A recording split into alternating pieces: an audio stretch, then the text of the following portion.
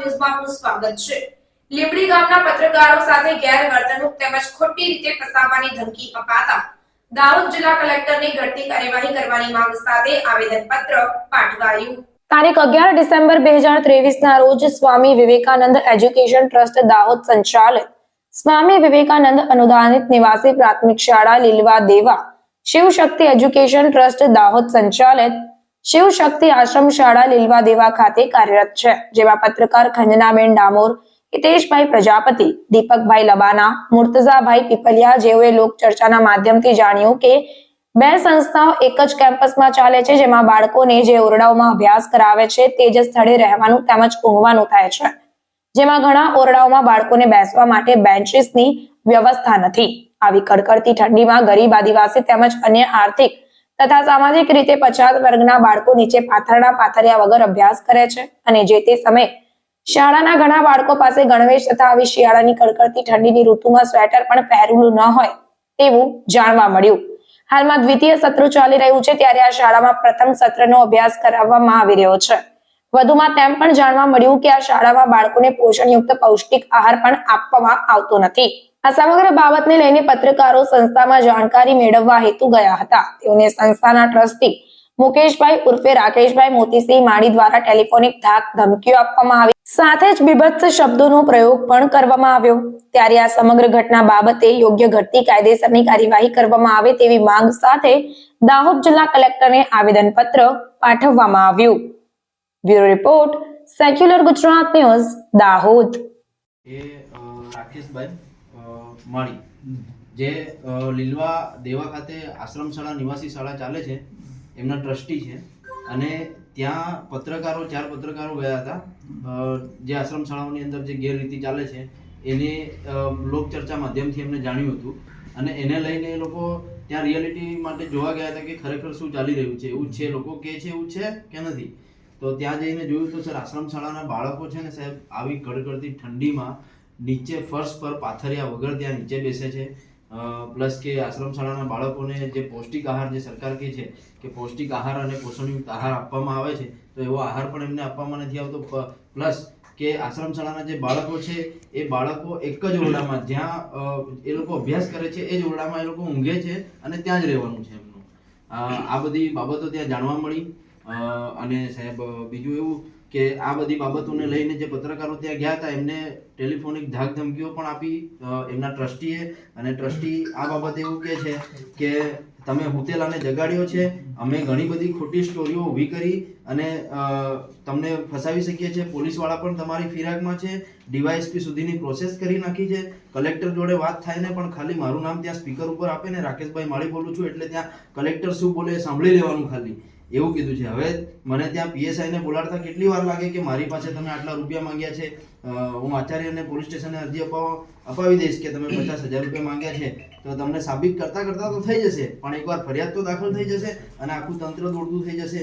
આવું રાકેશભાઈ જે સામાવાળા વ્યક્તિ છે એમને કીધું અને ખોટો ખંડણીનો આરોપ લગાડી અને ફસાવાની જે વાત કરી એને બીજું કે બીજા એક પત્રકાર અમારી જોડે છે માઇનોરિટીના, એમને પણ થોડા જાતિવાચક શબ્દો બોલે છે અને આ રીતે એ ખોટું ધાક ધમકીઓ આપે છે અને આવા જે સારા અધિકારીઓ કદાચ એમને ઓળખતા હોય ના ઓળખતા હોય પણ અધિકારીઓના નામ લઈ અને પત્રકારો અને સામાન્ય જનતાને આવી રીતે કોઈ વ્યક્તિ ધમકાવે તો તેના પર સાહેબ કડકમાં કડક કાર્યવાહી થાય તેવી અમારી સૌ પત્રકારોની માંગ છે અને અમારી લાગણી અને માંગણી અમે એવી ધરાવીએ છીએ।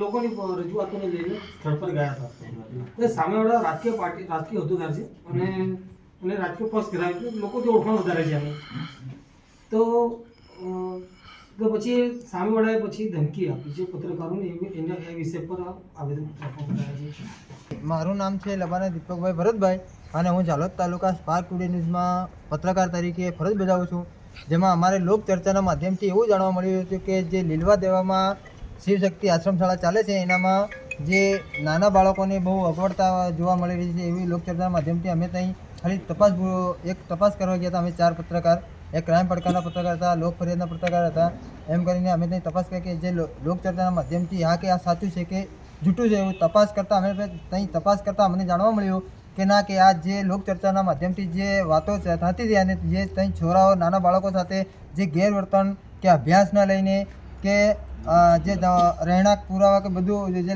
હવે જે તપાસ કરે એ એકદમ સચોટ માહિતી નીકળતા જે આશ્રમ શાળાના જે ટ્રસ્ટી મુકેશભાઈ મોતીસિંહ માળી ઉર્ફે એમનું નામ છે રાકેશભાઈ માળી, તો એમના દ્વારા મારા પર ટેલિફોનિક દ્વારા ફોન આવ્યો કે તમારે આ એટલી સચોટ માહિતી તમને આપવાવાળા કોણ, એમનું નામ આપો, એટલે તો તમને હું ગમે તે રીતે મારી ખોટી ષડયંત્ર રીતે તમને ફસાવી દઈશ અને તમને હું ગમે તે ખરણીને લઈને કે બધે રીતે હું તમને ફસાવી દઈશ. એવી રીતે લીંબડી પોલીસ સ્ટેશન ખાતે ખોટી રીતે લીંબડી પોલીસ સ્ટેશન ખાતે 1 લાખની ખરણીમાં મને 4 પત્રકારોને ખોટી રીતે એફઆઈઆર દાખલ કરવામાં આવ્યો છે.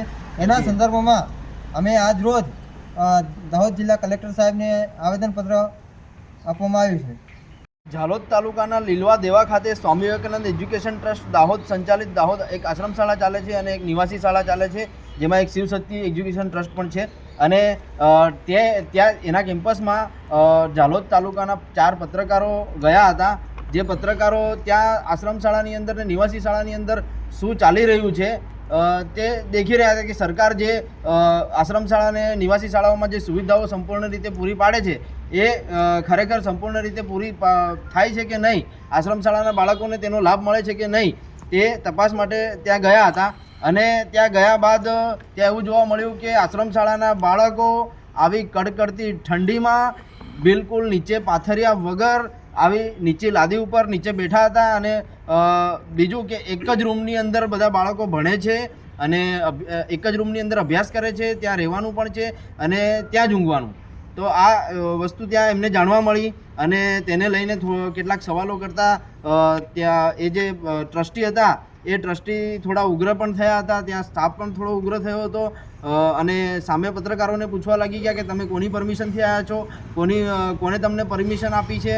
અને એ ઘટના તમામ બન્યા બાદ પત્રકારો બધા પોતપોતાના ઘરે જતા રહ્યા હતા. પણ પછી એના બાદ ટેલિફોનિક રીતે ફોન આવે છે એક પત્રકાર ઉપર અને તેને ધમકી આપવામાં આવે છે.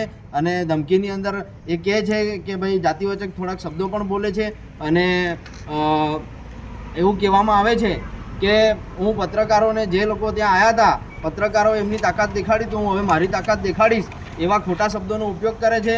અને એવું કહે છે કે અમે ઘણી બધી ખોટી સ્ટોરીઓ ઊભી કરી શકીએ છીએ તમને ફસાવવા માટે, તમે હુતેલાને જગાડ્યો છે અને પોલીસવાળા પણ તમારી ફિરાકમાં છે, ડીવાયએસપી સુધીની પ્રોસેસ થઈ ગઈ છે અને પીએસઆઈને મને બોલાડતા કેટલી વાર લાગશે, હું મારા આચાર્યને કહી અને તમે ખોટી 50,000 કે 1 લાખ રૂપિયાની માંગણી કરી છે એમ કહી અને પોલીસ સ્ટેશને અરજી અપાડી દઈશ અને તમને ફસાવી દઈશ.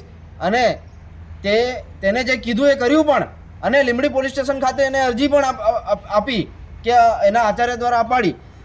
પણ એના બાદ લીંબડી પોલીસ સ્ટેશન ખાતે ટેલિફોનિક રીતે જાણ કરીને લીંબડી પોલીસ સ્ટેશનના કર્મચારી જે છે એ બોલાવે છે પત્રકારોને જવાબ લેવા માટે. ત્યાં પત્રકારો જાય છે પણ પત્રકારો જાય છે પણ જવાબ લેવામાં નથી આવતો, કંઈક ને કંઈક કામ હશે પોલીસવાળાને.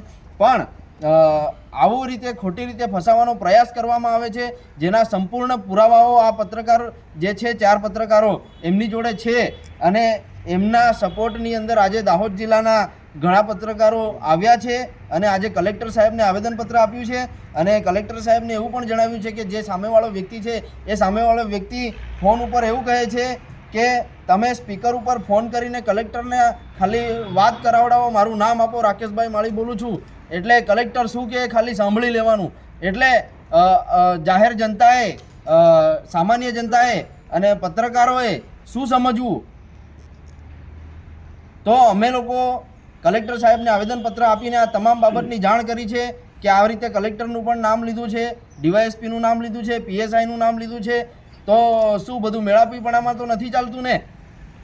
આ તમામ પ્રકારના જે ઘટના બની છે એને લઈને આજે આવેદનપત્ર આપ્યું છે.